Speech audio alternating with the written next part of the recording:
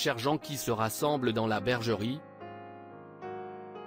Je suis tellement comblé et reconnaissant au Seigneur de me rassembler chaque semaine avec chacun de vous, dans la bergerie de Dieu, où nous sommes cachés dans notre lieu secret, nous nourrissant et vivant de cette nourriture cachée. C'est la révélation de Jésus-Christ, alors qu'il nous confirme sa personne et qu'il se révèle à nous. Il s'est caché, afin que d'autres regardent cela bien en face et ne le voient pas, mais pour nous, son épouse choisie, nous le voyons clairement et nous croyons chaque parole. Nous sommes restés avec sa parole et son prophète, étant donné qu'ils sont une seule et même chose. Et si vous êtes un enfant de Dieu, vous resterez avec le prophète de cette Bible. C'est la parole. De nombreux prophètes aujourd'hui disent, c'est avec le Saint-Esprit qu'on doit rester, pas avec le prophète. Comme les prophètes d'antan, si nous avons une question, il faut qu'il y ait une réponse correcte. Nous devons aller à la parole pour voir ce que le prophète avant nous a dit. Mais il y a un esprit de Christ véritable, et c'est la parole faite chair, comme il l'avait promis. Un esprit de Christ véritable qu'il avait promis, Malachie 4, Luc 17, le Fils de l'homme qui se révèle dans la chair humaine. Oui, il y a des hommes. Oui, ils ont un appel. Oui, ils ont le véritable Saint-Esprit. Oui, ils ont le motif juste et l'objectif juste. Alors, comment pouvons-nous savoir ce qui est vrai et ce qui est faux?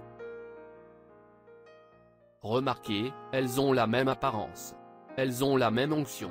Mais remarquez, c'est à leurs fruits. Je déteste dire ces choses, mais il se fait tard et le temps tire à sa fin. C'est ce qui est dit et prêché aujourd'hui par ces loups cruels contre lesquels Paul a mis l'Église en garde, et les faux que frère Branham a dit allaient venir. Ils sont ici, parmi nous, comme ils l'ont dit. Voici une partie d'une lettre écrite par un ministre. Leur fruit, c'est d'essayer de mettre le doute sur le prophète de Dieu. Ils avertissent les gens de leur église que nous sommes des gens de la déification, parce que nous suivons le prophète et que nous appuyons sur lecture. Écoutez comme c'est trompeur. Je suis offensé que ce démon se soit infiltré dans les rangs de notre message, si bien que nous appelons maintenant les publications des prédications de William Branham la voix de Dieu. William Branham n'était pas littéralement la voix de Dieu, mais plutôt la voix d'un homme que Dieu a utilisé. La Bible ne dit jamais qu'il était la voix de Dieu, la Bible l'identifie plutôt comme étant la voix du septième ange. Apoc. 3.14, 10.7. Allons dans la parole et laissons le prophète de Dieu dénoncer cet enseignement faux. Si je vous ai offensé en disant cela, pardonnez-moi, mais, j'ai senti que cela n'a peut-être pas été apprécié, mais je suis la voix de Dieu pour vous. Maintenant, qui allez-vous croire, ce faux prophète ou le septième ange messager confirmé par Dieu? Comment pouvez-vous être assis là, à écouter les enseignements d'un ministre qui croirait ou qui vous enseignerait de telles choses? Vous feriez mieux d'entrer dans la parole pendant qu'il en est encore temps. Une erreur terrible a été faite par la communauté du message en déifiant William Branham parce qu'on fait de lui l'absolu. William Branham n'a jamais été l'absolu. La parole de Dieu est l'absolu. Amen, la parole de Dieu est notre absolu. À qui la parole est-elle venue, à vous ou à lui? Qui est l'interprète divin de la parole de Dieu, vous ou lui? Qui la colonne de feu a-t-elle confirmé être l'ainsi dit le Seigneur, vous ou lui? Parce que, quand vous avez deux hommes, vous avez deux opinions. Nous n'avons pas besoin de deux hommes ni de leurs opinions. Nous avons seulement besoin de ce que le prophète de Dieu a dit sur bande. Cela doit aboutir à un absolu final, et mon absolu est la parole, la Bible. Voilà, comme vous l'avez dit, la Bible est son absolu et notre absolu, mais ensuite il dit. Je sais que vous, nos frères, vous me considérez un peu comme votre absolu.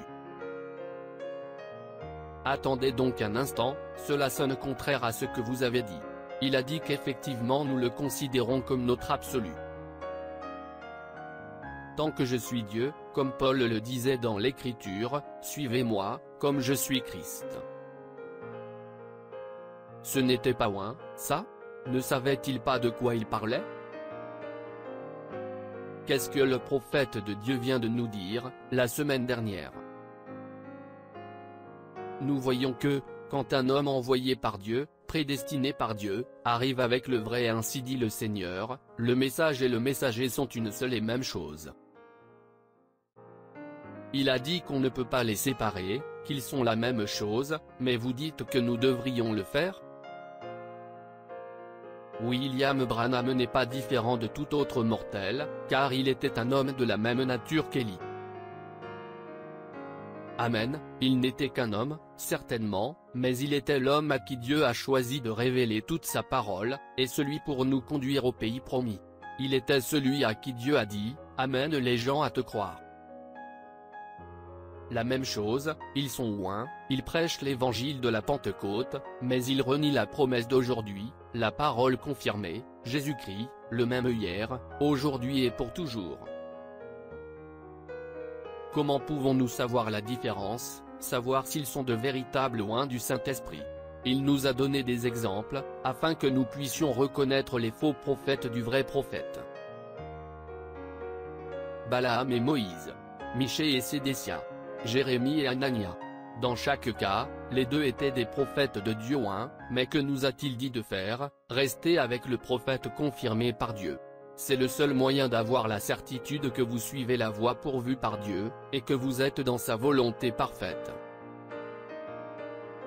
Je suis seulement quelqu'un qui est proche quand lui l'est fait.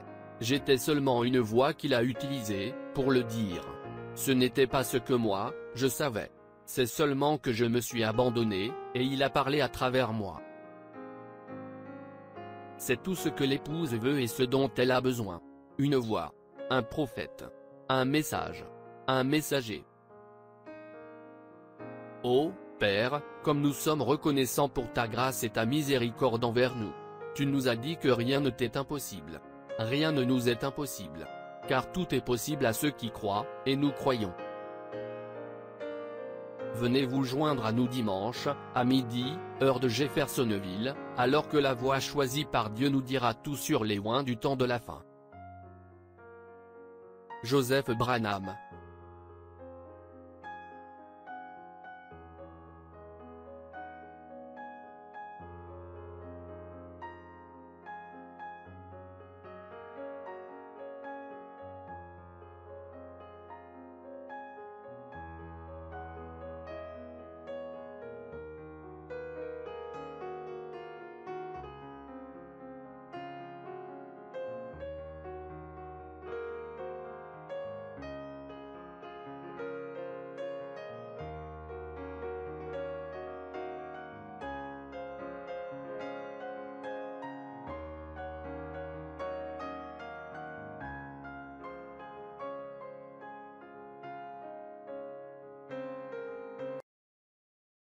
Shalom.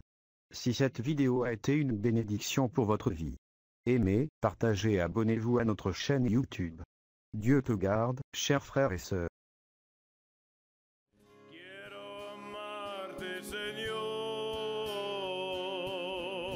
y sentir la paz excelsa de tu amor.